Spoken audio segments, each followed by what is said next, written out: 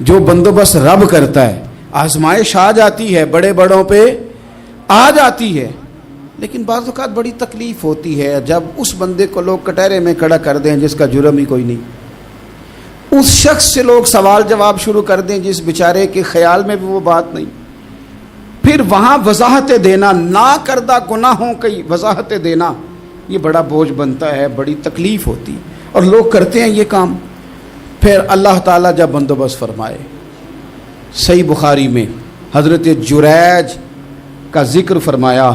جریج نفل پڑھ رہے تھے, ماں نے آواز دی, وہ آ نہیں سکے, نماز میں تھے, ماں ناراض ہو گئی. اس نے ہاتھ اٹھا کے کہا اللہ یہ اتنی دیر تک مرے نہ جب تک کسی بری عورت کا منہ نہ دیکھ لے.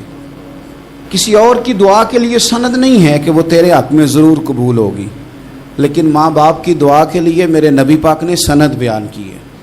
سید عالم صلی اللہ علیہ وسلم فرماتے ہیں جب بھی ماں باپ اولاد کے لیے ہاتھ اٹھاتے ہیں رب ضرور قبولیت کا شرف عطا کرتا ہے.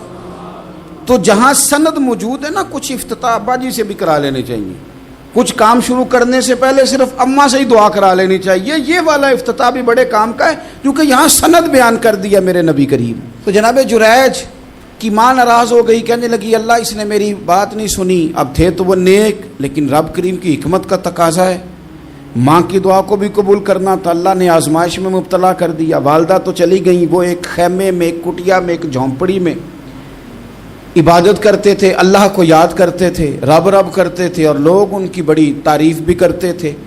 لوگ ان کے ارادت مند بھی تھے, عقیدت مند بھی تھے, اہل محبت بھی تھے. ایک عورت آ گئی, بس وہ اللہ کی حکمت پوری ہونی تھی. اس نے آ کے پہلے تو انہیں اپنی طرف مائل کرنا چاہا, جب نہ مائل ہوئے تو الزام لگا دیا. یہ ہمارے دور کا تقاضا ہے, لوگ پہلے آپ کو اپنے حق میں قائل کرتے ہیں, اپنی فرما برداری میں لانا چاہتے ہیں. اگر آپ نہیں آتے تو پھر وہ آپ کو مجرم قرار دے دیتے ہیں, یا میرے ساتھ چل ورنہ پھر میں تیرے خلاف پراپوگنڈا کروں گا. دو ہی باتیں. پہلے اس نے قائل کیا, جب جناب جنیج قائل نہ ہوئے تو اس نے قریب ایک چرواہا تھا, اس چرواہے کے ساتھ جا کے منہ کالا کیا. مقررہ وقت پہ بچہ پیدا ہو گیا. لوگوں نے کہا کس کا ہے؟ کہنے لگی اس خانقاہ میں, اس حجرے میں عبادت کرنے والے کا ہے. اگر کسی دیندار پر ذرا سا بھی الزام لگ جائے تو آپ یقین کریں کہ بڑے بڑے خوفناک لوگ بھی نیک ہو جاتے ہیں. جن کا اپنا سارا ماضی کالا سیاہ ہو وہ بھی اجالوں کے راہبر بن جاتے ہیں. جن کی اپنی زبانیں ساری زندگی آلودہ رہی ہوں وہ بھی بڑے بڑے اعلیٰ سچ بولنے لگتے ہیں. اعلیٰ کچے میرے مکان کی دیوار کیا گری, لوگوں نے تو میرے صحن میں رستے ہی بنا لیے. بڑے لوگ آ جاتے ہیں, پھر بڑا کچھ کرتے ہیں اور بڑے بڑے خوفناک جملے کستے ہیں. بس کو نقطہ جو ہاتھ آ گیا, ایسا جیسے گرنے کا انتظار کر رہے تھے. اب جناب لوگ اٹھے, احتجاج شروع ہو گیا, شور پڑ گیا. یہ بابا بڑا نیک بنتا تھا, نفل پڑھتا تھا, عبادتیں کرتا تھا, دیکھو اس کا حال کیا ہے کہ اس نے ناجائز بچہ پیدا کیا. بغیر تحقیق کے میں کہہ چکا ہوں کہ الجھے الجھے بکھرے بکھرے روز و شب دیکھے گا کون, لوگ تیرا جرم دیکھیں گے, سبب دیکھے گا کون. لوگ تیرا جرم دیکھیں گے, سبب کوئی غور نہیں کرتا کہ وجہ کیا تھی. او بھائی کچھ تو مجبوریاں رہی ہوں گی, یوں ہی کوئی بے وفا نہیں ہوتا. الزام لگا دیا, شور ہوا, احتجاج ہوا, دنیا اکٹھی ہوئی, ان کا انہوں نے حجرہ گرا دیا, مارا بھی, پیٹا بھی, ایک نیک آدمی کو بدنام بھی کیا, برا بھلا بھی کہا, گالیاں بھی دی, جو کر سکتے تھے کیا. اب جب سزا دینے لگے نا تو جناب جریج کہنے لگے تھوڑی سی اجازت دیتے ہو, مار تو تم نے دینا ہی ہے. کہا جناب ٹھیک ہے دیتے ہیں. انہوں نے کہا صرف 2 نفل پڑھنے ہیں. اب وہ نفل پڑھ رہے تھے تو لوگ اس وقت بھی کہہ رہے تھے فراڈ ہی کر رہا ہے, دھوکہ ہی دے رہا ہے, چونکہ ذہن بن گیا نا, بدگمانی آ گئی. انہوں نے 2 نفل پڑھ کے ہاتھ اٹھائے, کہا اللہ جانا تو میں نے ہے, پر اس رسوائی کے ساتھ جنازے تک نہیں خراب ہو جاتے, قبریں تک نہیں لوگ بدنام کر دیتے. کہ اللہ جانا تو ہے, پھر اس رسوائی کے ساتھ تو میری مدد فرما. اب تو میرا کیس تیری ہی عدالت میں ہے, تو رحمت کا دروازہ کھول. ہاتھ اٹھائے, دعا مانگی, نفل پڑھے, پورے مجمع پہ نظر دوڑائی, کوئی نہیں تھا سپورٹ کرنے والا. کل تک جو کہتے تھے نا تیرے لیے جیئیں گے, تیرے لیے مریں گے, ساری عمر ہی آٹا گدا ہے. لکھاں کیتے نہیں پیڑے, اب وقت آیا تے محمد بخشا کوئی نہیں ہو بیٹھا نیڑے, ایک بندہ بھی نہیں تھا, ووٹر سپورٹر ساتھ دینے والا کوئی نہیں تھا. تو جناب جنید بچے کی طرف اشارہ کر کے کہنے لگے کوئی نہیں بول رہا, تو ہی بول کے بتا دے تیرا باپ کون ہے, تو ہی بول کے بتا دے کون ہے. اللہ اکبر. میرا رب جب چاہے تو بچے بولتے ہیں, رب چاہے تو گونگے بولتے ہیں, رب جب چاہے تو پھر پتھر بھی بولتے ہیں. جب کہا نا تو ہی بتا تو بچہ بولا اور بول کے کہنے لگا میرا باپ جریج نہیں, میرا تو وہ ہے جو بکریاں چرانے والا ہے, وہ میرا باپ. جب رب کریم نے توفیق دی تو بچہ بول پڑا. جب رب بندوبست کرتا ہے کسی کی عزت کی حفاظت کا تو پھر کوئی اسے رسوا کر سکتا. یاد رکھنا جب رب محافظ ہو تو پھر لوگوں کا پراپوگنڈا وہاں کچھ کر سکتا. لوگ کئی دفعہ بڑا گہرا جال بنتے ہیں, سازش کا رنگ بڑا گہرا ہوتا ہے, عام سادے آدمی اس کو سمجھ نہیں پاتے, اس پراپوگنڈے کا حصہ ہو جاتے ہیں, انہیں پتہ ہی نہیں چلتا یہ بات دراصل کیا کی جا رہی ہے. یہ کتنی گہری حسد کی آگ ہے جس کو لوگ بغض کے ساتھ ہوا دے رہے ہیں, اپنی عداوت کے ساتھ اس کو زیادہ جلا رہے ہیں. حضرت سیدنا عائشہ صدیقہ رضی اللہ تعالیٰ عنہ بیان کرتی ہیں, اور لطف کی بات یہ بھی بخاری میں موجود ہے. میں نے جناب جنید کا قصہ عرض کیا تو بخاری سے, یہ عرض کر رہا ہوں تو بخاری سے. یہ واقعہ میں حضور کی امت کے کسی ولی کا بیان کرتا تو لوگوں نے کہنا تھا ہماری سمجھ میں نہیں آتا. بعض لوگوں کا خیال ہے کہ داتا صاحب کی کرامت بھی نبی پاک کی بیان کریں. او خدا کے بندوں کو خیال کرو, داتا صاحب تو کئی سو سال بعد آئے ہیں, وہاں اگر کوئی کرامت ہوگی تو حضور بیان کریں گے.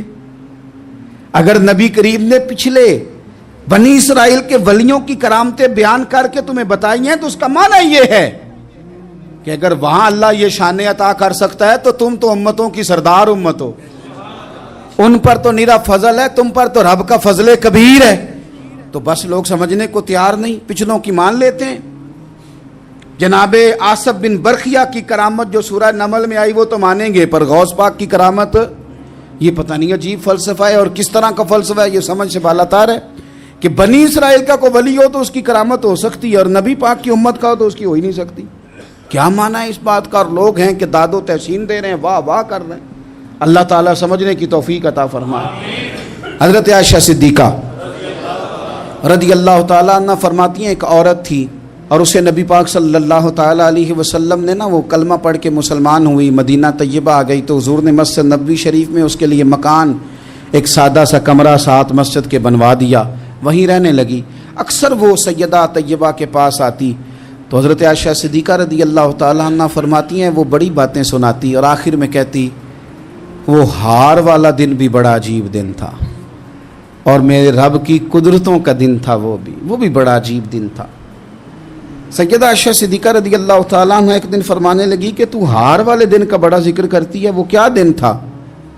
تو خاتون کہنے لگی اماں جی وہ دن تھا جب میرے رب پر بھروسہ اور مضبوط ہو گیا, جس دن میرا اپنے رب پر توکل اور بڑھا, میرے ایمان میں یقین میں اور پختگی آئی. کہنے لگی میں ایک گھر کی کنیز تھی, نوکرانی تھی, اس گھر میں ایک بچی تھی جس کے پاس سونے چاندی ہیرے جواہرات کا ہار تھا. اس زمانے میں نا چمڑے کے اوپر لوگ ہیرے جواہرات لگاتے تھے, کئی دفعہ سرخ رنگ کے چمڑے پہ لگائے جاتے تھے. وہ بچی پہنتی تھی تو کہتی ہیں وہ بچی کے اس نے اتار کے رکھا یا اس سے گرا وہ ہار تو چیل اسے اٹھا کے لے گئی گوشت سمجھ کے اور میرے سامنے اٹھا کے لے گئی. گھر والوں نے مجھ سے پوچھا, یہ بخاری میں موجود ہے, گھر والوں نے پوچھا مجھ سے کہ وہ ہار کہاں ہے, تو میں نے کہا چیل اٹھا کے لے گئی. گھر میں کچھ چوری ہو جائے تو سب سے پہلا الزام کس پہ لگتا ہے؟ ملازمین پہ. کہتے انہوں نے مجھے بڑا مارا, بڑی تکلیف تھی, حتیٰ کہ میری شرمگاہ تک کی تلاشی لی, میری عزت اتنی خراب کی میں بتا نہیں سکتی. میں نے اپنی زندگی میں ایک واقعہ دیکھا, ایک امیر گھر میں چوری ہو گئی, ملازم کو اتنا مارا کہ وہ چارپائی پہ پڑ گیا. پولیس والوں سے اتنی مار پروائی گئی کہ وہ بیچارہ چارپائی پہ پڑ گیا اور پھر وہ اتنا بیمار ہوا اور کچھ دنوں کے بعد پتہ چل گیا کہ چور تو اپنا بیٹا ہے ان کا. پھر اس کا انتقال ہو گیا.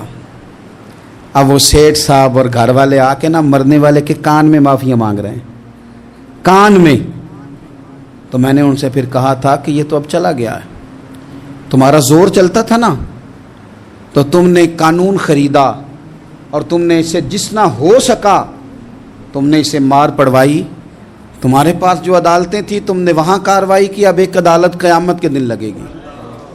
یہ کمزور تھا نا، کچھ کر نہیں سکا۔ میرے نبی پاک صلی اللہ علیہ وسلم نے فرمایا سن لو، اگر سینگ والی بکری نے بغیر سینگ والی بکری کو تکلیف دی ہوگی نا تو قیامت کے دن اسے بھی بدلہ دینا پڑے گا کہ تیرے پاس سینگ تھے اور تو نے اسے مارا تھا۔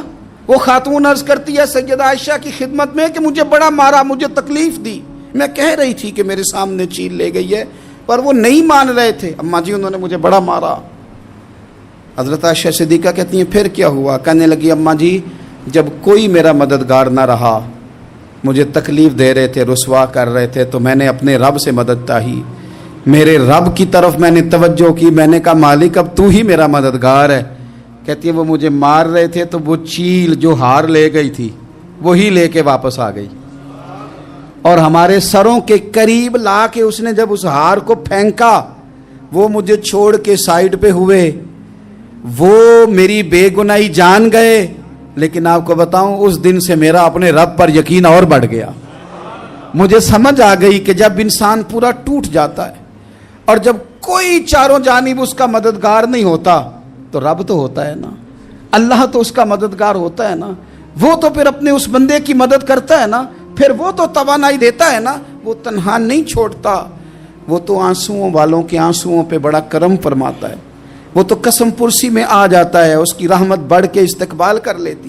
تو بھائی جب آپ پر اللہ کی حکمت کے تقاضے پورے ہونے لگیں اور زندگی میں کبھی کوئی ایسا وقت آئے کہ آپ محسوس کریں کہ تنہا رہ گئے ہیں اور کئی اپنے بھی مخالفین کی جماعت میں نظر آنے لگے ہیں، تو اس وقت پھر دل، روح، زبان اور ذہن کو یکجا کر کے سمجھ لینا کہ جب ساری دنیا ساتھ چھوڑ جاتی ہے تو رب کی رحمتیں اس وقت بھی ساتھ رہتی ہیں اور اللہ کی مدد اس وقت بھی بندے پہ کرم نوازی کرتی ہے۔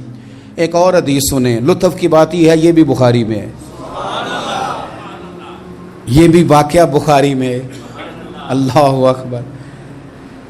ایک شخص نے نا ایک بندے سے قرض مانگا، اس نے کہا مجھے قرضہ دو۔ وہ کہنے لگا کہ کتنا قرضہ؟ اس نے کہا 1000 دینار۔ دینار سونے کا ہوتا تھا، درہم چاندی کا ہوتا تھا۔ 1000 دینار چاہیے۔ اس نے کہا کوئی گواہ ہے تیرے پاس؟ غریب کا گواہ بھی کوئی نہیں بنتا، کبھی الجھ جائے نا کوئی بندہ تو کئی اپنے بھی کہہ دیتے ہیں کہ ہم اس کے قول فعل کے ذمہ دار نہیں ہیں۔ ایک غریب آدمی کو قرض کی ضرورت پڑ گئی، 1000 دینار چاہیے۔ میں کہہ چکا ہوں کہ درہم چاندی کا ہوتا تھا، دینار سونے کا، اب 1000 دینار لینا ہے۔ تو جس بندے سے اس نے کہا، اگرچہ وہ نیک بندہ تھا، اس نے کہا یار 1000 دینار دے دو، تو کہنے لگا کوئی گواہ ہے تیرے پاس؟ وہ کہنے لگا غریبوں کا گواہ کون ہوتا ہے؟ ہاں ایک گواہ ہے۔ کہا کون؟ کہا میرا رب، وہ تیرے اور میرے بیچ گواہ ہے۔ اس نے کہا کوئی کفیل، اگر تو پیسے نہ دے سکے تو وہ بعد میں دے دے، یا تجھے کچھ ہو جائے تو وہ دے دے۔ اس نے کہا کفیل بھی میرا اللہ ہی ہے، میرے پاس اگر ہے تو رب کریم کا نام ہے، اگر اعتماد کر سکتا ہے تو کر لے۔ بندہ نیک تھا، اس نے کہا رب کے نام پہ، رب کی کفالت پہ، اللہ کو گواہ بنا کے میں تیار ہوں تجھے 1000 دینے کو۔ اس نے 1000 دینار دے دیا، وقت واپسی کا طے ہو گیا، وہ چلا گیا پیسے لے کے۔ اس نے پوری محنت کی کہ میں نے وقت پہ پیسے لوٹانے، پوری محنت بھی کر لی، اللہ نے مدد بھی کر دی، پیسے بھی اس تاریخ کو اسے مل گئے۔ بعض لوگوں کا تو لوٹانے کا دل ہی نہیں نہ ہوتا۔ فرمایا حدیث پاک میں کہ تو لوٹانے کا ارادہ کر، رب تیری مدد بھی فرمائے گا۔ لیکن یہاں بہت سارے لوگ کہتے ہیں خیر ہے، ارادہ ہی نہیں، تو پھر جس طرح کا بندے کا گمان ہو رب بھی اسی طرح کا معاملہ فرماتا ہے۔ اس نے پیسے جمع بھی کر لیے اور واپس دینے کو تیار بھی ہو گیا، لیکن رستہ بحری جہاز کا تھا، کشتی کا تھا، دریا کے رستے واپس آنا تھا۔ اب وہ جب آ گیا دریا کے کنارے تو بڑی کوشش کی، پر وہاں اسے کوئی کشتی نہیں ملی۔ وقت پہ پیسے لوٹانے ہیں، سفر کرنا ہے، اب سواری میسر نہیں ہے۔ سوچ سوچ کے پریشان تھا کہ میں نے تو اللہ کے نام پہ لیے۔ اچانک دل میں ایک تجویز آئی، اس نے ایک لکڑی لی، لکڑی کو اندر سے کھولا، 1000 دینار اس میں بھرا۔ بخاری پڑھ رہا ہوں۔ اور ساتھ ایک خط بھی لکھا کہ یار میں پیسے پہنچانا چاہتا تھا پر مجھے کوئی چیز نہیں ملی دریا کے اس پار آنے، اللہ کے نام پر تیری طرف روانہ کر رہا ہوں۔ اور یہ کہہ کہ وہ لکڑی دریا میں رکھ دی، وہ لکڑی ڈوب گئی ہے، واپس آ گیا۔ وہ جس نے پیسے لینے تھے وہ عین مقررہ وقت پر دریا کنارے آیا، صبح سے سر شام تک اس نے انتظار کیا۔ دل ڈھلنے لگا تو دل میں خیال آ گیا کہ یار نہیں، اس نے دینے ہی نہیں، جھوٹا وعدہ کر گیا، پہنچا ہی نہیں وقت پہ۔ اب جب واپس لوٹنے لگا تو اچانک دریا میں ایک لکڑی تیرتی ہوئی دکھائی دی، کہنے لگا لے جاتا ہوں، شام کو روٹیاں پکانے کے کام آئے گی، ایندھن بنا کے جلا لوں گا، ہنڈیا پک جائے گی۔ لکڑی اٹھا کے جلانے کے لیے گھر لایا، گمان تھا کہ وہ نہیں آیا وعدہ کر کے، اللہ کو کفیل اور وکیل بنا کے اور گواہ بنا کے پھر بھی نہیں آیا۔ لکڑی لے کے گھر گیا، بخاری ہے، اور جب اس کو چیرا نہ کہ میں اس کی آگ جلاؤں گا، کھولا تو اندر سے 1000 دینار بھی نکل آیا، خط بھی نکل آیا۔ اب ذرا سمجھنا، اس کے دل میں بات کس نے ڈالی کہ تو لکڑی میں پیسے ڈال دے؟ اللہ نے۔ اس بندے کو مقررہ وقت پہ کنارے بھیجا کس نے؟ لکڑی صرف اسی کے ہاتھ آئی تو یہ بندوبست کیا کس نے؟ اللہ نے۔ گھر جا کے چیری تو پیسے بحفاظت اس تک پہنچائے کس نے؟ تو پھر ہمیں بھی توجہ اللہ کی جانب ہی کرنی چاہیے، ہمارے پہ دل کی توجہ رب کی طرف ہی ہونی چاہیے نا، ہمیں ادھر ادھر جانے کی، دیکھنے کی، بندوں پر غور کرنے کی ضرورت کیا ہے؟ وہ پیسے پہنچ گئے، یہ وہاں اپنی جگہ پہ پریشان تھا، اس نے 1000 دینار اور جمع کیا۔ پھر دوبارہ ایک دن دریا کنارے آیا، کشتی مل گئی، بیٹھ کے اپنے اس بھائی کے پاس آیا، کہنے لگا دیکھنا مجھ پر بدگمان نہ ہونا، پیسے اس تاریخ کو بھی جمع کر لیے تھے، دریا پہ آیا تھا پر کشتی نہیں ملی تھی، پھر میں نے نا لکڑی میں ڈال کے خط ڈال کے تیری طرف بھیج بھی دیے تھے، لیکن آج میں پھر لے کے آ گیا ہوں۔ وہ کہنے لگا خوش ہو جا، جس رب کو تو نے میرا اور اپنا گواہ بنایا تھا اس رب نے میرے تک پہنچا بھی دیے ہیں۔ جب لوگ اللہ کو گواہ بناتے ہیں، رب کی جانب اپنی توجہ کرتے ہیں، اپنی چاہتوں، خواہشات اور اپنی ساری چٹھیاں اپنے رب کریم کی رحمت کی طرف روانہ کرتے ہیں، پھر اللہ اپنے بندوں کو مایوس نہیں کرتا، اللہ اپنے بندوں کو نواز دیتا ہے، اللہ تبارک و تعالیٰ اپنے بندوں پہ کرم نوازی کرتا۔ او سنگیو، ساری امیدیں سیٹھوں، نوابوں، دنیا داروں سے کیوں وابستہ کرتے ہو؟ ساری توجہات کا مرکز کیوں ان لوگوں کو بناتے ہو جو تمہیں دنیا میں مضبوط نظر آتے ہیں؟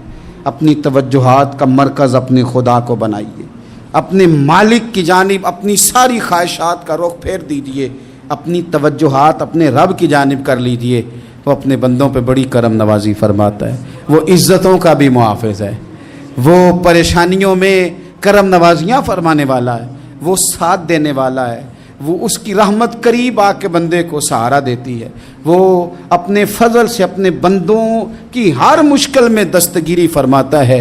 اسیاں سے کبھی ہم نے کنارہ نہ کیا، اور تو نے بھی تو دل آزردہ ہمارا نہ کیا، ہم نے تو جہنم کی بہت کی تدبیر، پر مولا تیری رحمت نے گوارا نہ کیا۔ عدل کریں تے تھر تھر کمبن، اچیاں شانہ والے، تجھے تو فضل کریں تے بخشے جاون، میرے جے منہ کالے۔ آخر دعوایا ان الحمد للہ رب العالمین۔